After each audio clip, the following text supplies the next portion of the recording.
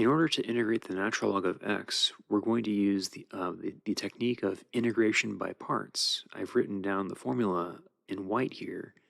So, so yeah, in order to integrate the natural log of x, we write the integrand as 1 times ln x. Now, the derivative of what function gives us 1? That would be the derivative of x.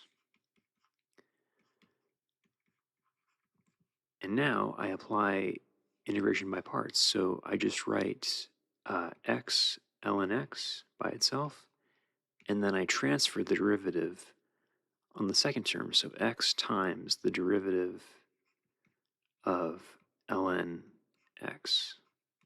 Now, the derivative of ln x is 1 over x.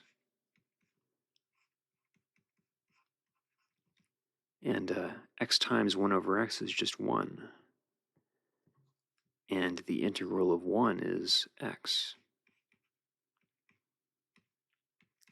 plus c.